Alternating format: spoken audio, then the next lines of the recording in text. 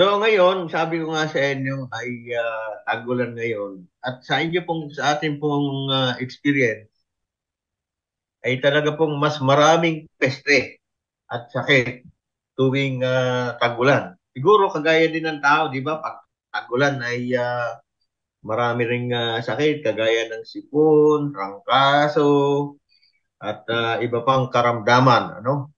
Ganon din po yung sa ating sakahan, no? Ah, marami pong peste at saka sakit. Ngayon, ang nakikita kong ika nga sa aking bulang kristal ay yung green leaf hopper, ano? Green leaf hopper. Ito pong green leaf hopper, alam na alam ko na, alam na ninyo ito. Okay? So, ito pong green leaf hopper ang nagdadala ng sakit na tunggo. Okay? Sakit na tunggo. So ngayon, paano nyo ma-differentiate ang sakit na tunggo kaysa doon sa zinc deficiency na kalimitan na nakikita natin sa ating palayan. Okay? Ang zinc deficiency po, unahin natin, no? Zinc.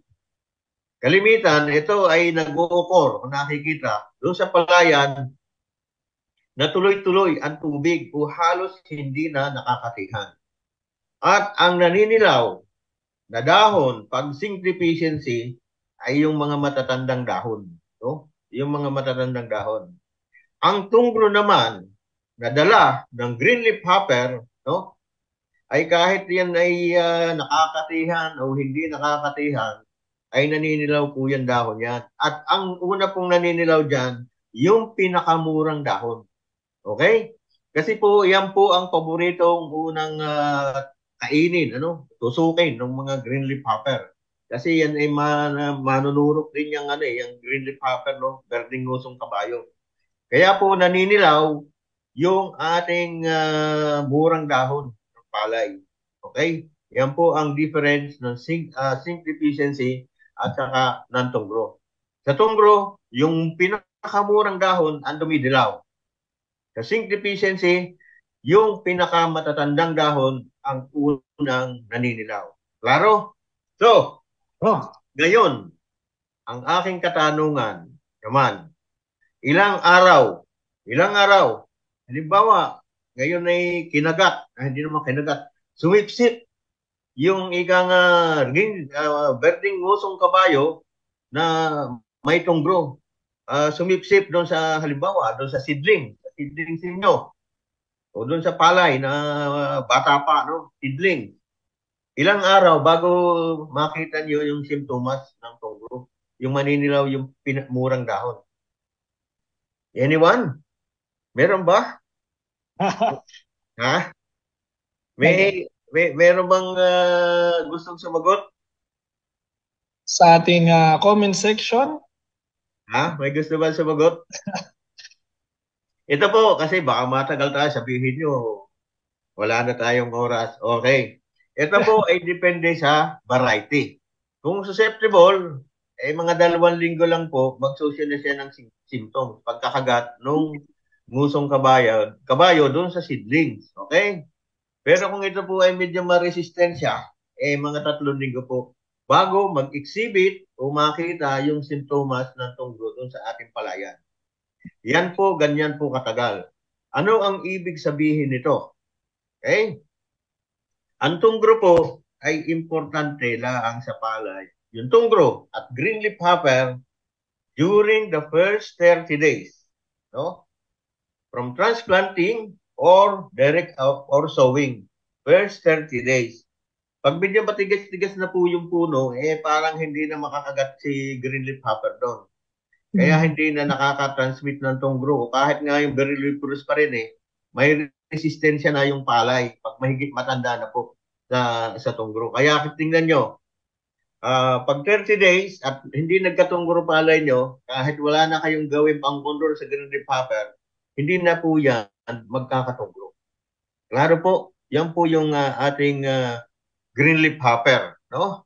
So, yung direct loss sa green leaf hopper, eh, maliit lang po yan. At meron po tayong tinatawag sa green leaf hopper na yung inahin, no? Yung adult, no? Itong adult, ito po ay aerial, no? Nandun po yan sa dahon ng palay. Nasa dahon. Okay? Ito namang mga nymphs, o nympha, ito po ay na doon sa puno o doon sa sheet, no? Ano naman tawag dito? Doon sa sheet, doon po yan Sure. sa ilalim. Pero mas efficient po mag-transmit ang mga bata, no? Kasi masisibang sumipsip yan eh. Yung adult eh, alam mo naman, pagkagaya ko halimbawa, senior citizen na, reduce na ang kain, ano? Ganun din pala sa insekto. Kaya mahina na silang mag-transmit ng sakit na tungro. So yan po yan, no? At ito ay hindi ko litrato ito, no? Kasi yung mga original kong litrato ay nawala na. Ayan, yung tungro. So ang standard po dito, pag meron ngayon 25% no, incidence ng tungro, anong ibig sabihin nun? Ang rekomendasyon po dito ay flow under. Flow under kasi ito pagkukuhanan pa ito ng mga sakit na tungro ng mga green leaf hopper, maglilipat-lipat yan. Kaya po dyan sa parte ng Nueva Vizcaya at saka Isabela, meron po tayong tinatawag dyan na rice garden. No? Rice garden, ibig sabihin, kahit anong oras, may makikita ka na sa seedling stage, nga vegetative, buting, nagsasapaw, nagha-harvest nandun. Yung po ang paborito ng mga tungkol at green leaf hopper. Tuloy-tuloy po yung supply ng kanilang pagkain. Wala pong gap. Kaya po hindi po maganda yung practice na rice garden. Dapat po synchronized planting, kagaya po dyan sa Nueva Ecija na more or less synchronous planting kasi pag hindi ka sumabay, mawawalan ka ng tubig. Okay? Pero meron pa rin isang parte doon sa Bicol, no? Na ganun din, dire-diretso din yung supply ng tubig, dire-diretso din yung yung sakit nila doon at saka peste. So, sumabay na kayo sa karamihan, no? Sumabay na kayo sa karamihan sa pagtatanim at siguradong hindi rin kayo, malit rin kayo sa maya, medyo yung daga, hindi rin magiging malala ang pinsala doon sa inyo. Kasi well distributed, no? Well distributed. Dito naman sa tunggo at peste ay tuwan-tuwa yan pag diretso. Okay? So yan po yung ating green leaf hopper. Ito namang brown plant hopper, no? Kayo mang gingusong kabayo, ito very very popular no mga early 80s, no?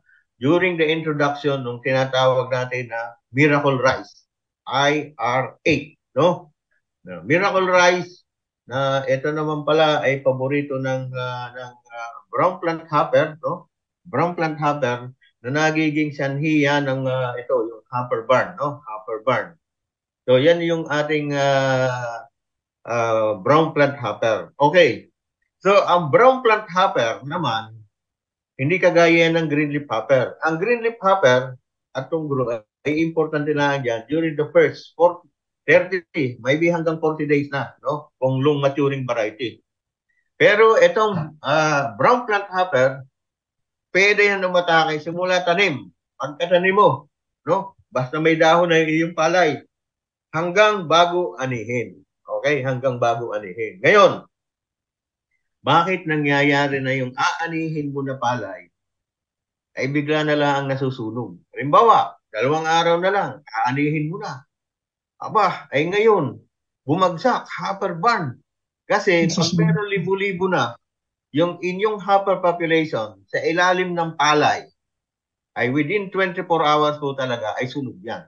Kaya po yung tinatawag na hopper barn, kagagawan ng kayumangging usong kabayo o brown plant hopper.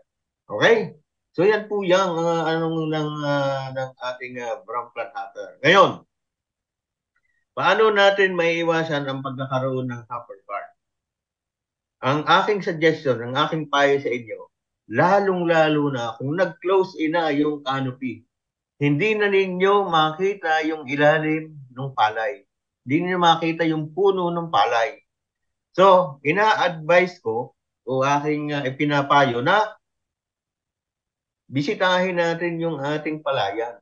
Maybe hindi naman araw-araw, no? Hindi naman araw-araw. At wahiin natin yung puno. At tingnan natin, itap natin yung palay, no? Tapikin natin yung puno ng palay at baka may lalagpak doon na mga brown plant hopper. Yung pong brown plant hopper, pag bata pa po yung leaves, yan po ay puti hanggang light brown. At nagiging medyo dark pag magiging ng adult. Okay? At dalawa po akong klase yan ng brown plant hopper. Yung isa po may pakpak, yung isa naman walang pakpak. Okay? Yung pong walang pakpak, yun po ang mas masibang kumain. No? Mas masiba pong kumain. At saka po yan macho, ano? Matataba yan. Walang pakpak. At within 24 hours nga yan, pag 1,000 na o libo-libo na brown plant hopper, ay within 24 hours, ay sisunog yung inyong palay. Okay? Ngayon, Napakabilis ho pala. oo, talaga, Philip. Nakikita talaga ako diyan, na nabibisita ako dito. Maraming farm akong nabisita na from Luzon, Visayas, Mindanao. Talaga nangyayari ito. 24 hours lang, bagsak na.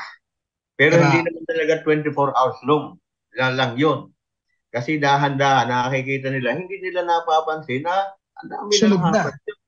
Kaya sabi ko, lalong-lalo na, pag yung ano, ika nga yung hindi man talaga makita yung puno, bisitahin nyo. Kahit doon sa pilapil lang, hanggat abot ng kamay ninyo, no? Siguro mga 1 metro, tingnan ninyo, wahiin ninyo yung puno. At baka may brown plant hopper doon. Okay? So, ngayon, pag yung brown plant hopper naman ay tumama halimbawa ng mga nasa buting, vegetative stage, para madalin yung i-control yung brown plant hopper. Kasi 'di ba yung puno ng palay natin dikit-dikit. Ang sinabi ko, yung brown plant hopper nasa ilalim yan ng puno. Minsan nagsisiksik yan sa pag-itan ng ating tiller o nung ano ba tawag natin, buhay ba yun? Usuwi. Yung suwi. Tatago. Oo, pag nagtatago. So, anong gagawin nyo doon? Para ika nga ma-expose. Anong gagawin nyo doon? Babahain. Ha? Katubigan. Katubigan. Hindi rin naman mag-open yung yung puno nun eh. Pero tataas din yung yung brown plant hopper. Ngayon, at saka kung papatubigan mo, depende yan sa niya, di ba? Kung wala tubig mo, depende yan sa niya. So yung hindi tayo magdidepende halimbawa sa niya, anong gagawin natin? Madali. Ang gagawin mo dyan, mag-spray ka ng 2,4-D. Di ba? Bubuka yung palay yung puno, di ba? Bubuka yan. Pag bumuka na yung palay, saka ka mag-spray. Siguradong tatamaan yung iyong brown plant hopper. Di ba practical? Okay? Pero, question is, ano ang gagamitin mong pang-spray? Ayan, tama. Okay. Magandang tanong yan. Okay, di ba? Walang nagtatanong. Ako na rin nagtatanong.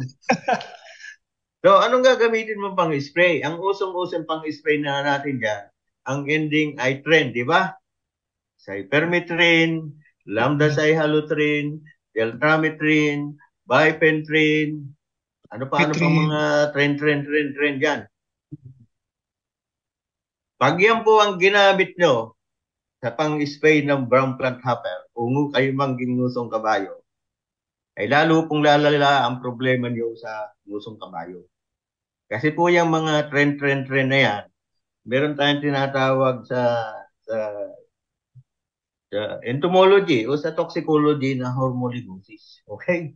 Ano ibig sabihin nun? Pag in-spray nyo itong trend na ito sa brown plant hopper, iiksi po yung life cycle ng brown plant hopper at lalong dumadami silang mag-itlog. Halip na 150 to 300 lang ay maaari yung madoble. Tapos ang life cycle yan, mga 1 buwan, magigilang yan mga 3 linggo. Kaya yung next generation, mas mababagsik yun. Okay?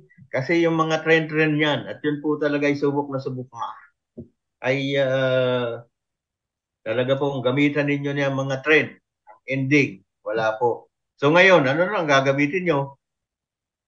So, ang ending naman yan na yung mga FOS, yung mga post naman o kaya mga carbamate or organophosphate insecticide. Yung po ang gagamitin nyo sa brown plant hopper. Yung sa green leaf hopper po, walang problema kung gamitin nyo yung trend. Kung yun ay green leaf hopper lang. Pero pag nagkasabay, yung green leaf hopper at brown plant hopper ay bawal ang trend kahit magaling sa green leaf hopper. Normally, yung mga insecticide na magaling sa brown plant hopper, magaling din po yan sa green leaf hopper. Okay? So hindi po ako magme-mention dito ng mga trade name, ano? Baka sabihin kasi live tayo, ay baka sabihin na tayo ay may bias, ano? May bias. Kasi kahit sa akin ay marami din mga ano sa akin na kumpanya, eh baka sabihin iba binanggit mo lang yung isa, hindi yung sa akin. Di ba? So, yan po yung brown plant hopper. So, meron po ba kayong katanungan sa brown plant hopper? Wala, ano? Wala. Kasi, ano na ba oras na? Anong oras na? So, brown plant hopper. So, okay. So, yan po yung Ano yun, brown Doc? plant hopper. Ha? Doc Nap, meron tayong mga questions pero ano na lang natin, from our comment section, meron tayong mga nagtatanong. So ilagay na lang natin sa after ng presentation niyo. O, sige, Okay ba mamaya yan? ko lang sasagutin. Okay, okay. Sige, sige. Ah, Okay, okay. para So, medyo mabagal yung pacing ko, pero tingin ko okay ba yon? Kaya lang, okay po, baka tayo okay sa na oras, okay ha? po yung pacing. Hindi bale, Um, kung ano, susunod na yung iba. Okay. Ito naman, yellow rice system borer. Alam ko alam na ninyo itong yellow rice system borer. Ang sasabihin ko sa inyo dito ay yung baka yung hindi pa nyo nalalaman. Ang unang katanungan ko dito, anong edad ng palay umaatake ang rice system borer? Siyempre, pag malaki na yung puno, para may titirahan na sila, di ba? So kalimitan yan, nag-uumpisa yan mga 25 days. Lalong-lalo na, or even 20 days, kung kayo ay after transplanting, lalong-lalo na, kung tinanim niyo ay halimbawa, mga 18 days old na yung seedlings, ay mga 20 days lang yan, marami na yung stem borer. Okay? Ngayon, ang tanong ko sa inyo, meron ba kayong naobserbahan ng mga ganyang paru-paro, no? Na nakadapo sa inyong dingding, no? Kasi ito po ay attracted sa ilaw. Attracted yan sa ilaw, no? Kaya kung gusto ninyong i-monitor yan, yung population, maglakagay kayo ng ilaw. O kaya ang tingnan nyo, halimbawa, di ba marami naman bahay nakalapit ng palayan? Di ba? Okay.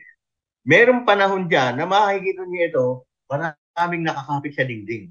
Okay? Maraming nakakapit yan doon sa dingding nung ating bahay na malapit sa palayan. No? So, ngayon, anong ibig sabihin yan?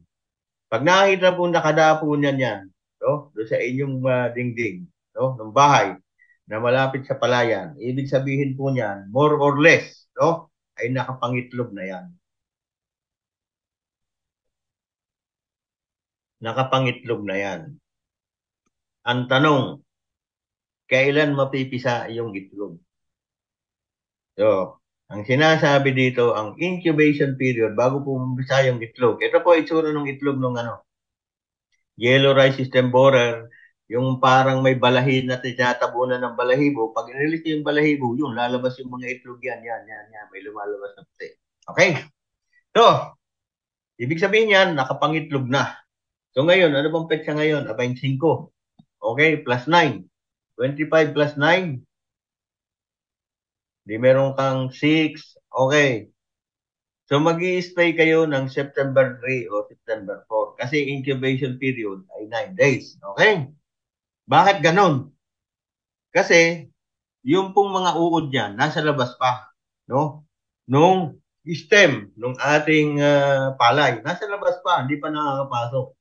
Meron po yung mga 12 to 24 hours bago pumasok yan doon sa ating palay. So, nasa labas pa. Okay. Dumadalang na ngayon ang mga systemic insecticide against Lepidopterans.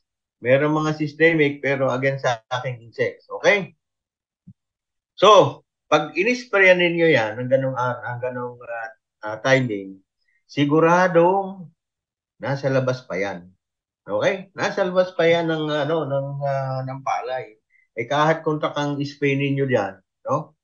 Kahit kontak yung spray ninyo diyan, ay patay na patay yan. Tatamaan yan ng spray eh. Di ba? So, ganoon yung practical indicator dyan. O kaya naman, kung hindi nyo maobserbahan, di ba? Meron naman kayong mga sasakyan. Alam mo, maraming masasakyan kasi sa mahal ngayon ng palay. Sa mahal ngayon ng palay, umabot ng, di ba, 25? No, umabot ng 25 pesos per kilo. Ay di ba na kayang-kayang bumili yan ng motor o kaya four wheels kung malaki ang sakahan nyo, di ba? So ngayon, ano ibig yung naman, ang basihan naman nyo, pag dumaan naman kayo sa palayan at maraming sumasabi sa inyo na doon sa headline na kulay dilaw, no? Ito yun. Temporary yan. Wala nang iba. Ganun yung gagawin ninyo. Bibilang din kayo ng 9 araw hanggang 10 araw. Then spray. Okay? Yan. Okay.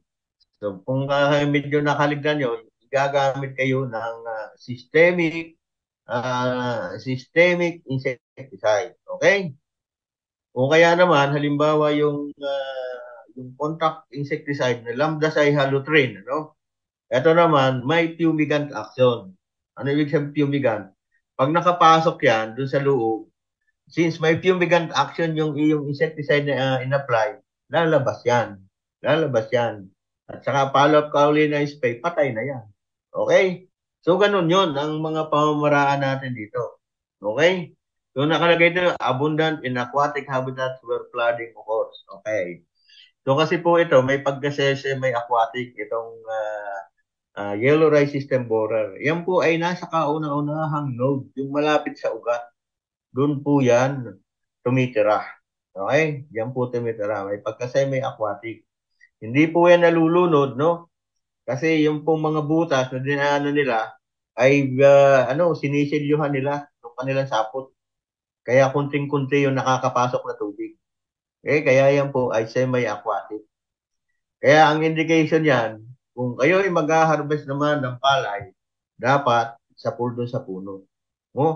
Doon sa halos sa pool, malapit doon sa ugat. Sa lupa, yung cup ng ating palayan. Okay? Siguro yon, malapit doon sa lupa yung cut ng ating palayan. Pero hindi po nagagawa ngayon. Kasi ang ginagamit natin ngayon ay harvester. Okay? Kaya ngayon ay ginagamit natin ay harvester. Di ba? So, medyo mataas yung cut. And that's the reason why kung bakit naging dominant itong rice yellow stem borer. Kasi yung mga stripe, dark-headed, yan po ay nasa parting gitna. Nasa parting gitna. Dalan-dala yan ng harvester. Kaya ang naiiwan dyan lagi ay itong yellow rice stem borer. Kasi na doon sa pinaka, halimbawa ito yung lapis mo, yung puno. Ito dito, ito yung dito lang. Sa first node, no? Yung tumitira dyan. Pag nag-harvest ka dyan, ay natitira. See? Yellow rice stem borer at kaya po niya mabuhay ng isang taon na walang pagkain. Yung mga uod. Okay? Yan tinatawag natin na ano ba ito? Estivation tawag doon. No? Namamahinga. Is a period of suspended physiological activity pero buhay pa rin sila. Okay? So yan po ang masasabi ko sa ating pag-control ng stem borer, no? Pag-control ng ating stem borer. So, yan. Okay? Yan po ang damage. Alam na ninyo, for every 1% whitehead equals 3% yield loss. Okay? Alam na naman ninyo, kita na naman yung dead heart. Eksperto na kayo dyan. Ngayon, eto, rice bag. Okay, rice bag. So, gusto kong i-discuss itong rice bag kasi ito, nowadays, medyo nagiging problema na. No? Nagiging problema na. Dati ito, pag dry season lang. Pero ngayon, nauuso na rin kahit wet season. Ano? Kahit po wet season. So, kailan umaatake ang ating rice bag? Kailan? Di ba? Pag medyo may laman na yung ating palay, lalong-lalo na kung malagatas na yung ating palay. Di ba? Okay. So, ito, pag umaga, no, bago sumikat ang araw, nasa ibabaw lang po yan ng palay. Nasa ibabaw lang. At halos hindi gumagalaw. Hindi pa lumilipad. Mababait pa sila. Okay? Yan po ang behavior niyan. Kaya kung kayo ay mag-i-spray sa rice bag, ay dapat bago sumikat ng araw para tatamaan talaga sila. Pag yan po ay ika nga, medyo sumikat na yung araw at medyo matindi na, yan po ay malikot na at nagtatago na yan sa damuhan. Hindi natin alam yan. Pero ang pinagtataguan yan, kalimitan, halimbawa yung may, gusto niyan, aircon eh. Di ba yung may ilog na maraming damo o may mga sukalan, ano? Sukalan. Diyan yan nang tumatago. Okay? Pag tag-init na. Pupuntahan ninyo, doon kayo mag-spray. No? So, yan din. Ang isang pamaraan dyan. Ngayon, ang isang paraan dyan ay ipunin ninyo. Ipunin ha? Ipunin yung rice bag o atangya o aritangya o dangaw o tiangaw. No? Iipunin natin yung tiangaw. No? Ipunin natin yung tiangaw at doon natin i-sprayan. Paano daw may ipon? Kalimitan pag naglalagyan sa Sir, nagbibiro yata kayo. Iipunin, ha? Iipunin yung rice bag. O pati si Philip, wala tatawa. Iipunin yung rice bag eh. Iipunin, tapos lalagyan mo ng kulambo. Wala na, di ba? Wala na si rice bag. Pero kung 1 hektarya, lalagyan mo ng kulambo, kaya ba yon? Hindi, di ba? Hindi. Kaya sinabi ko sa inyo na kailan umaatake si rice bag.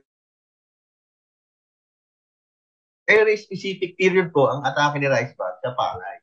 Tuwing malagatas lamang. Wala po yan pag yung mga vegetative, nagsasapaw o yung buntis yung palay, wala po yan. Ito lang talaga pag malagatas na yung palay. Ngayon, para maipon mo yung rice bag, no? Magtanim ka ng maaga. Tanim ka ng maaga. Siguro, mga 2 or 3 weeks. Mas maganda 3 weeks. Earlier, no? Bago ka tumanim nung iyong main crop. Itanim mo yan kahit sa sulok, kahit wala ng land prep, sa sulok ng iyong palayan, na 1 hektarya, mga 1 hektarya, siguro 4 na 1 by 1 meter. No? 3 weeks before planting the main crop. Ay di ba, unang bubulaklak yan, unang magmamalagatas. Di naipon na si rice bag. No? Naipon na si rice bag. Yun na lang, i-sprayan mo, 1 square meter. Bakit 4? Baka mamaya may makaligtas, lilipat yan doon. Wala na may malilipatan. Kung di doon na sa may bulaklak, malagatas na palay, di ba? So, matipid, di ba? Kaya lang, magagalit sa atin yung mga taga-agrochemical industry, no? Mawawalan sila benta sa rice bag. Pero mo, sa halip na 1 hektarya, ay 1 square meter lang ang may sprayan. Ay siguro, baka mga sobra pa doon yung 10 ml, no? Siguro, mga 2 ml lang, tapos na. Yun lang, benta nila sa rice bag. Kaya ito sinasabi ko sa inyo, ito ay practical na pamamaraan na maraming benepisyo. Number 1, hindi ka na mapapagod pag-spray. Okay? Sigurado pa yung ani mo, walang tama ng rice bag, kagaya ng ganito, hindi mangingitim yung butil. At saka, ika nga, in terms of safety, sa pag-spray, at saka yung tinatawag ng mga natin sa stewardship na environmental load. Ika nga, kunting-kunti lang ang may idagdag natin na pesticide load, no, sa ating environment sa pag-control ng rice bag kung ganoon pamamaraan ang ating gagawin, no? Ang tawag po nito sa English o sa crop protection or integrated pest management o IPM ay yung trap crop. Okay? Ang trap crop po pwedeng gamitin kung very distinct, no? Very distinct, halimbawa yung atake ng isang peste. Specific yung period na inaatake, kagaya ng rice bug. Hindi mo pwedeng gamitin yan sa sa mga brown plant hopper o ibang peste. Tuwan-tuwa nga yun, parang rice garden yan. Ha? Pero sa rice bag, walang problema yan kasi 1 square meter lang. O kahit pa yan magkaroon ng hoppers, di mas madali yung i-control, trap din yan. Okay? So, ang pang-control dito, napakarami pong epektibo na insecticide against rice bug. Marami po yung epektibong pesticide against rice bug. Okay, yan na yung ating rice bug. Yan ang ating rice bug. At ito yung nakita ko lang kahapon sa Facebook. Nagtatanong ko anong problema, no? Ito sinend niya, pinost niya ito sa Facebook. Itong litrato na ito. In-upload ko lang ito sa Facebook, sa Facebook tama, yesterday. So, tingnan ko mabuti, sabi ko parang hindi nga sakit. Ayun, ito na, kita mo. Tiklop yung dahon, no? Leaf folder. At ito talaga, naobserbahan ko, no? In Nueva Ecija, in Isabela right now, no? Marami talagang leaf folder. Kasi dati, itong leaf folder, no? Hindi naman ito masyadong problema. Ngayon, pag ganyan nakalala, talagang problema na yan, no? Problema na yan, no? Okay, so, yan yung leaf folder. So, dalawa yung ito, hindi pa masyadong critical pag yung ganitong stage. Pero, dapat i-control mo ito. Dapat i-control mo itong leaf folder. Kalimitan, itong leaf folder, no? Ang paboritong atakihin sa portion ng ating rice field ay yung medyo merong may shade, no? May shade part na nagkakaroon ng anino. Ano ba yung tawag sa shade? Anino ba yun? O basta shade. Yung hindi masyadong naaarawan. Doon po mag-uumpisa si rice leaf folder, no? Yan. Sa vegetative stage, hindi po masyado itong problema. Kahit pag ganito, wala pang bawas sa ano yan. Kasi, di ba, ang dami naman itong tiller, no? Siguro mga 40 lang yan. 40. Mahigit na 30. Pero pagdating ng ano yan, ilang tiller lang natitira, yung productive tiller na tinatawag. Pag 18, magaling na ang harvest mo, no? Lalo na pag nag-22, tama ba? Yan. Kaya dapat i-control mo ito.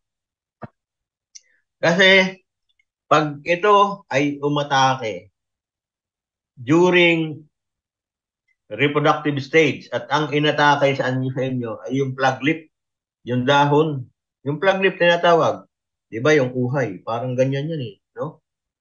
Hindi ko naman. Basta yung plug leaf, yung dahon na kung saan may bunga yung uhay. Yung po yung tinatawag natin na plug leaf.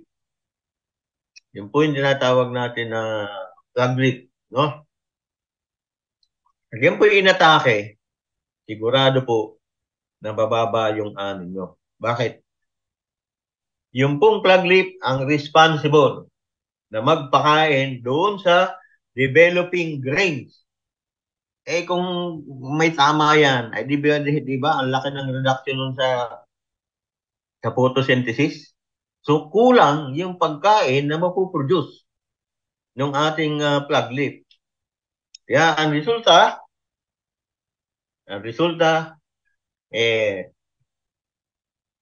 magiging payat yung butil. Payat, magaan, o kaya sa worst case scenario, ay magkakaroon po yan ng maraming ipa. Okay? Maraming ipa. Tuwan-tuwa yung pag maraming ipa. Tuwan-tuwa naman dyan, yung mga nag-ano ng bioenergy, yung gusto daw nila, yung mga, mga rice bran o yung ipa ng palay, no? Pero sa atin naman, gusto natin di ba, mabigat. Mabigat para makadami tayo ng tunilada, no? Yan daw sa Nueva Ecija, no? Sa Nueva Ecija, pag mga 8 tons lang inaani mo, di ba? Pinagtatawanan ka ng kapwa mo, farmer. Tama ba yun? No? Kasi ang average dyan, 8.5. Just imagine, kung ang farmers natin ay gagaya sa Nueva Ecija farmers na ang average ay 8.5 tons per hectare. Tayo po ay magiging net exporter ng palay. No, hindi importer. Di ba? Ayan, balik tayo sa leaf folder. So, tandaan nyo, leaf folder, you should protect your crop, your rice plant against leaf folder specifically during reproductive stage. Kasi ang dinadamage ng leaf folder during that stage is the frog leaf, which is the most important, pinakamahalagang dahon sa palay. Kasi siya ang nagluluto ng pagkain doon para ipakain doon sa nabubuo na mga butil. Para ito'y maging lintog at mabigat ang timbang. Okay? Yan po, leaf folder. Tatanong nyo sa akin, maraming insecticide pwede dyan. Yung mga trend, pwedeng gamitin dyan. Pero kung may brown plant hopper, tingnan muna, bawal gamitin. No? Okay? So, ito ang thesis ni Philip. Philip, ikaw na mag-discuss nito. Sheet blight. Ito sheet blight. Ito ang kwento sa sheet blight. Alam ko yung ginagamit yung produkto dito sa sheet blight. Alam ko yun. Kasi ito yung produkto ng Syngenta na ako yung mastermind. Yun ang ginagamit niya dito. So, siguro ngayon, nakita niya yung kahalagahan ng pag-control ng sakit ng palay. Okay?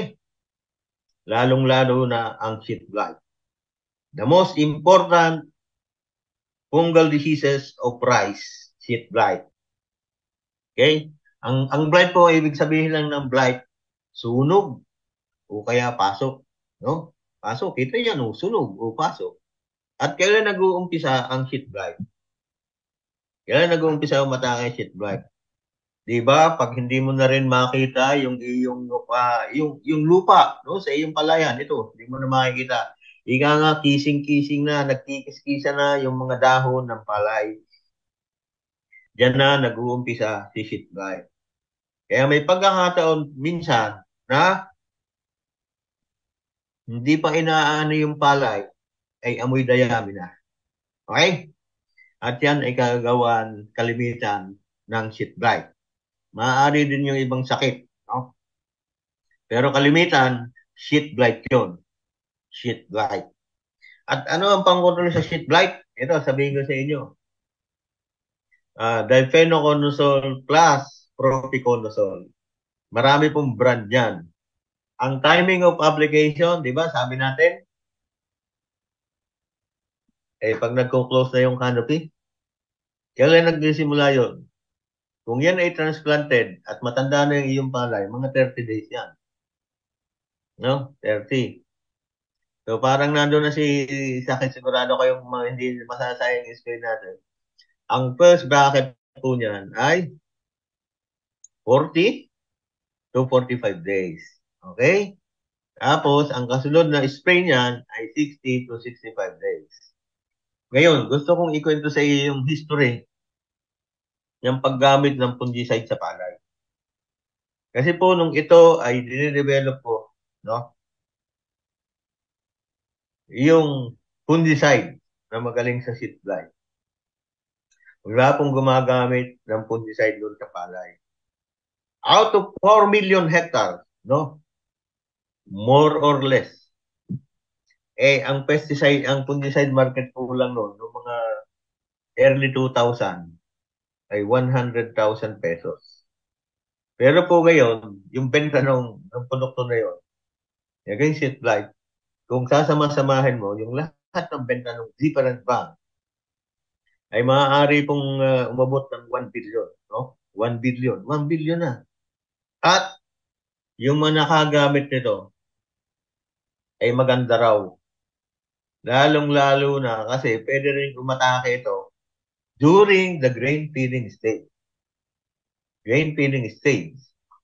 Pag nag-combine si sheet blight at saka si leaf folder, ano mangyayari sa palayan natin? Dapat si Philip. Kung halimbawa expected harvest nyo ay 200 kaban, ay baka mga 100 kabans lang or less. Ayan, pag nag-combine seed blight at saka silip folder during the grain feeding stage.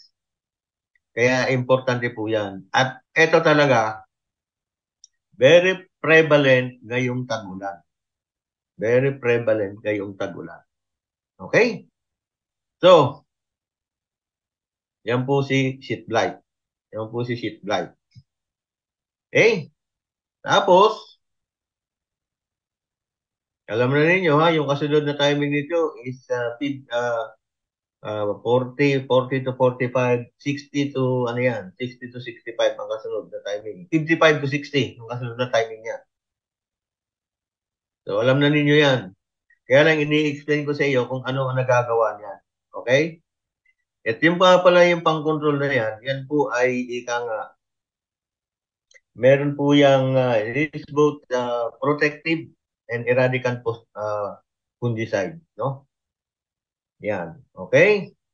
At syempre, ang hindi na mawawala dito na walang pang-control ngayon ay yung tinatawag natin na bacterial leaf blight. Bacterial leaf blight. So, ganito po sintomas yan. Pag malalaki yung blight, no? Dire-diretso, yan po yung bacterial leaf blight. As against bacterial lipstick, guhit-guhit lang yun. Madali po i-control yun. Kahit di nga niya i-control yun, okay lang. Pero po itong silip blight, napakalaki po ang mawawala sa anin.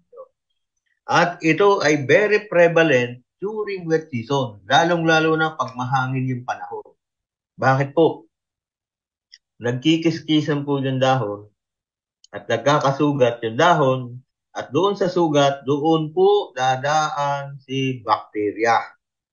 Dadaan, papasok sa loob ng palay at magpaparami at pag marami na yan, ito ang mga resulta. Okay? Diyan po ay walang panahon. Ika nga, hindi po yan sa diseases po. Hindi, ang nagdidikta po dito, kalimitan dito sa leaf blight, kung kailan na-atake, ay yung po weather condition natin. No? Weather condition. Ano ibig sabihin? Weather condition. Kung maulan, tapos mahangin, magkakaroon ng sugat, doon papasok si bacteria, ang resulta, leaf blight. Okay. Ngayon, ika nga, yung palliative measure lang po dito, yung paggamit ng copper fungicide. I advise, no, na habang maganda pa yung inyong palaya at expected na maghahangin, siguro mag-apply na, hindi na siguro ha, mag-apply na kayo ng copper fungicide. Copper fungicide. Kasi po ito ay makakapag-prevent. To a certain degree, hindi po talaga maximum lang siguro, mga 70% ang protection niyan. Pero mas mabuti na kaysa walang protection. May 50 to 70% lang po magagawa ng copper fungicide. Sa pag-prevent ng infection ng bacterial leaf blight. At yan po, very prevalent na ito. Ito na-obserbahan ko lalong-lalo na sa mga hybrid rice. Pero yan po, walang pinipili. No? Basta nagkiskisan na yung dahon, nagkaroon na ng kaunting sugat, no? Papasok si bakterya, yan ang resulta. Para maiwasan, bago maghangin, mag-apply na kayo ng copper fungicide or meron tayong tinatawag na BLB stopper, no? Bacterial leaf blight stopper. Pero ang maximum protection din po nun ay about 70% maximum. Okay? So wala pa pong nadidiscover talaga dito na kagaya ng pang-control ng sheet blight na magaling talaga, no? Na mga 90% above, wala pa. So, ngayon, kung may makakadiscover dito sa inyo, medyo maganda ito, ha? Maganda. So, yan po yung ating ka-insektuhan, peste, no? Insect pest, at saka 2 important diseases in rice during wet season. Ngayon, gusto kong i-discuss yung isang damo, no? Itong Leptocloa chinensis. Ang tawag dito, ano ba ito? Buntot pusa daw tawag nila dito eh. Buntot pusa. Kasi ang kwento na, ito po dati, ang mga early 90s, marami lang po nito sa Bicol. Bicol area, no? Tapos, yan ay tumutubo lang sa Pilapil. Sa Pilapil ang tumutubo, wala po doon sa kalawakan ng ating luwang. Wala doon. Pero ngayon, saan nyo na nakikita? Sa Pilapil, o kahit sa ang parte ng ating palayan, no? Ng ating bukid, meron na dito. So, ano ibig sabihin? Naka-adapt na siya. At bakit siya naka-adapt? Kasi yung pong isang herbicide na very popular noon, kahit siguro ngayon, pero nababawasan na yung popularity, no? Ay, ito yung iniiwan. Hindi niya nakukontrol. Kaya po, siguro, more or less, siya yung dahilan kung bakit ito dumami ng dumami. And you can observe this. Makikita niya ito sa palayan, sa buong Pilipinas. Sa buong Pilipinas. At hindi lang sa Pilapil, kundi na doon na sa luwang. Okay? Ang magaling na pang-control po, magaling po na pang-control dito sa Leptococcus chinensis o buntot pusa o kung ano man tawag sa inyo, ay yung pong herbicide na ang ending ay poop, poop, poop. Di pupo ha, poop. Ano yun? Poop. F-O-P ang ending. Yung po ang magaling dito. Yung FOP ang ending na herbicide. Wala akong babanggitin na mga brand dito. So, yan po ang ating presentation for the night. At saka, I leave it to you sa open forum. Break po muna ako ng 2 minutes. May ano lang. Ah,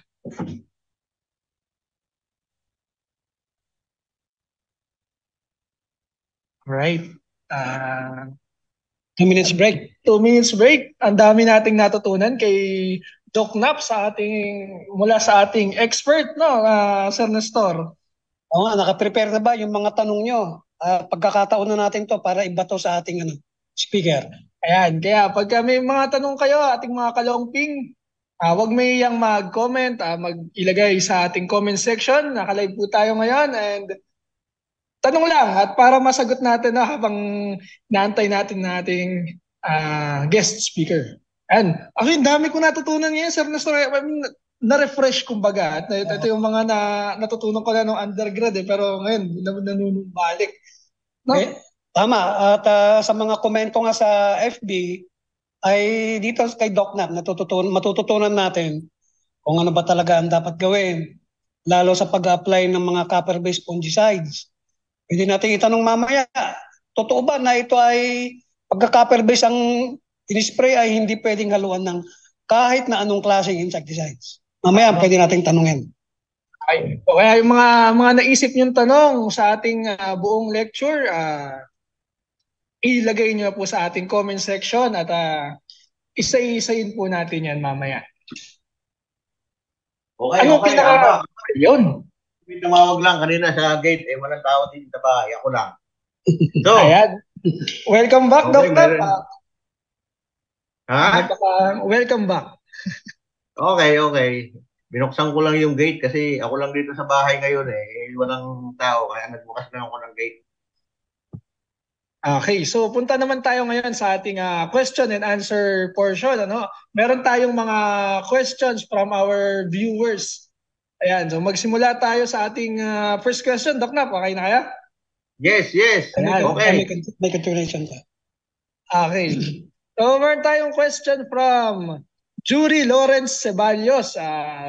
Shout out sa ating mga taga Leyte. Ilang days po ba mainam mag-prevent para sa GLH from transplant, Doc? Thanks. Okay, magandang katanungan yan. Napapanahong katanungan yan. Okay, di ba sinabi ko first 30 days? Importante si GLH at si Tongro. Ibig sabihin yan, punlaan pa lang. Sa punlaan pa lang, i-spray na ninyo. I-prevent na ninyo si green leaf hopper. Para siguradong pagtatanim ninyo ay hindi yan magkakaroon ng tungkol. Okay? Basta may Tama. dahon na yung palay nyo sa punlaan. Yung sa tingin nyo, pwede nang atakehin ng berdeng ngusong kabayo. Mag-spray na kayo. Okay? Para early protection yung ating punla o yung dapog. No? Para pagdating natin, siguradong wala dong inoculum. No? Walang tungglo. Okay? Okay?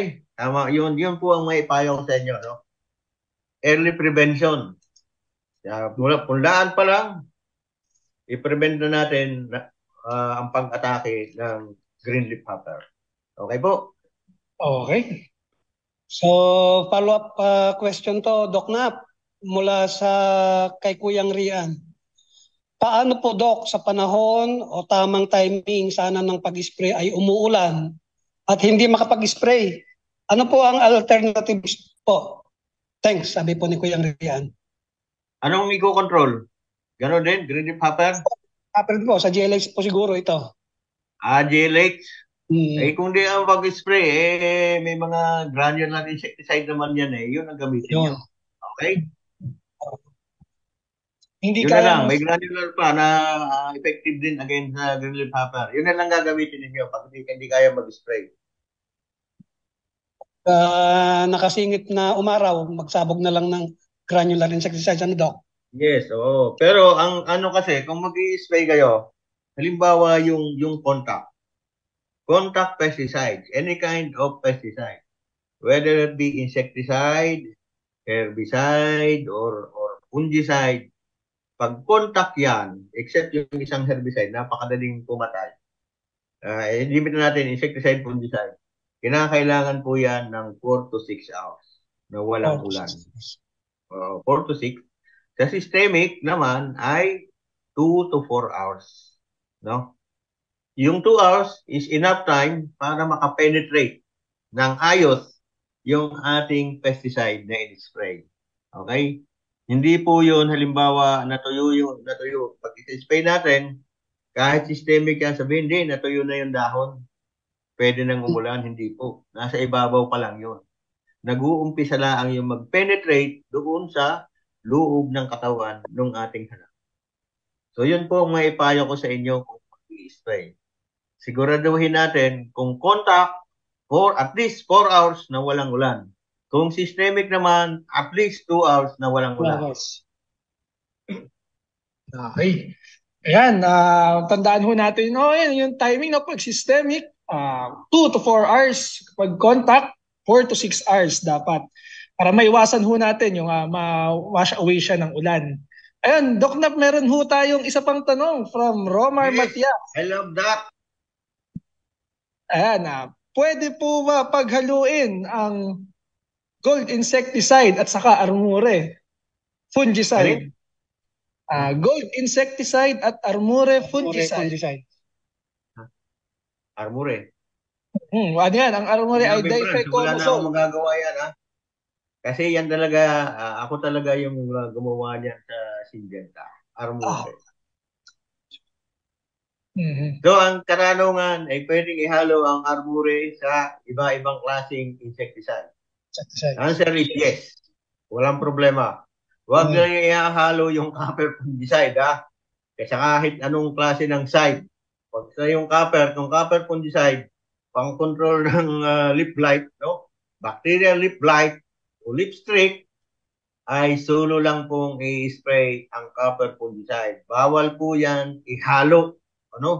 Bawal ihalo. Kung gusto niyo mong masunog yung palay nyo, di ihalo niyo yung copper fungicide. Para siguradong tapos na yung inyong aanihin na agad. Dahon nga lang, sunog na di ba?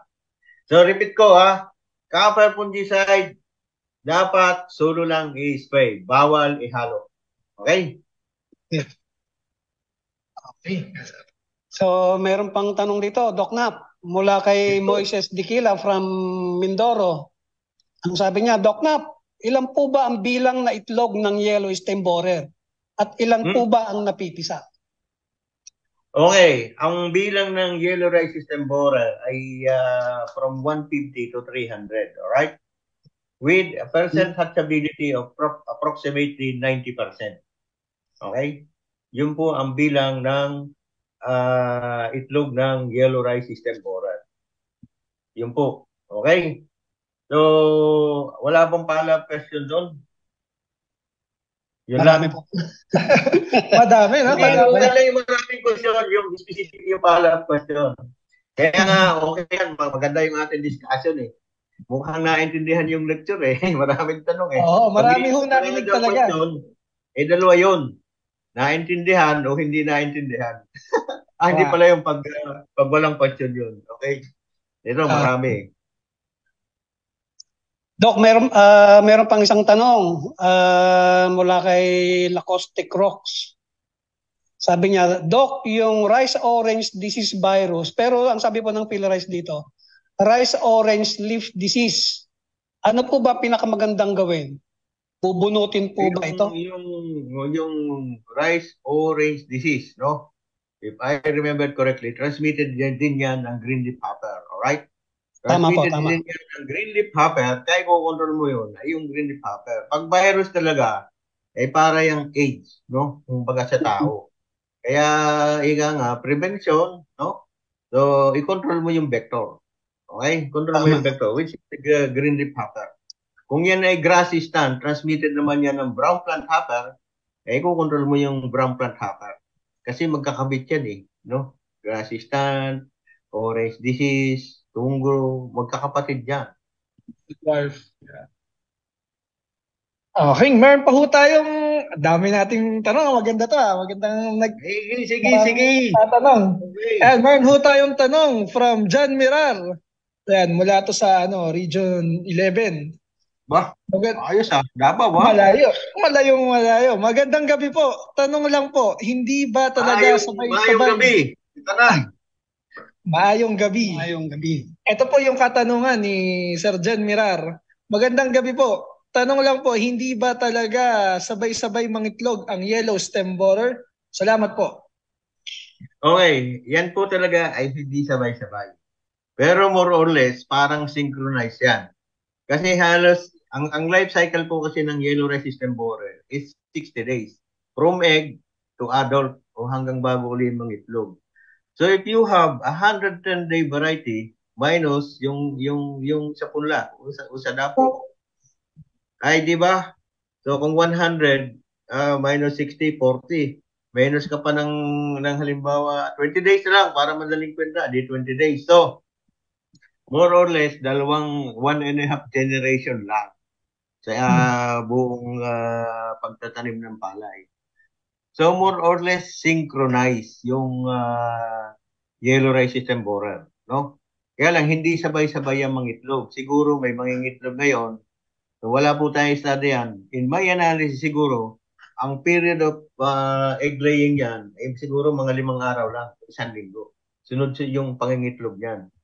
Kaya ang advice ko dyan sa inyo, kumbaga sa kita, unang-una, yung ang indicator natin, yung mga paru-parong nakadapo sa dingding, no? 10 days. Ka 10 days, mag-spray ka. So alam mo may maghahat pa na mga 4 days, 5 days. So follow up mo agad ng 4 days, no? 4 to 5 days, dalawang magkasunod. And then tigil ka na. Wala ka ng follow up.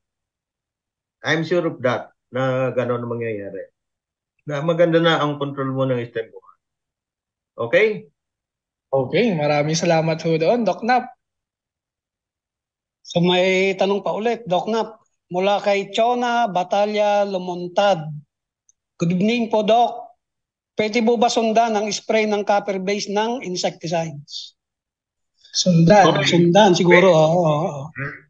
Okay naman yon, pero medyo papatuloyin mo muna yung copper fungicide bago ka mag-spray ng anumang pesticide. Di ba? Patutuin mo muna para maiwasan yung chemical interaction. Kasi kung dry na siya, wala nang chemical interaction doon. So, more or less. Mga 90% sure ako doon. Patuyuin mo muna yung spray ng copper fungicide, saka ka mag-spray ng ibang klase ng pesticide. Siguro, Doc, na intindihan niya yung lecture niyo kanina na kapag copper base ay solo spray. O since gusto niya mag-spray ng insecticides, so patutuyuin niya lang muna yung in-spray na copper base saka mag-spray ng kahit na anong klaseng insecticides. Okay.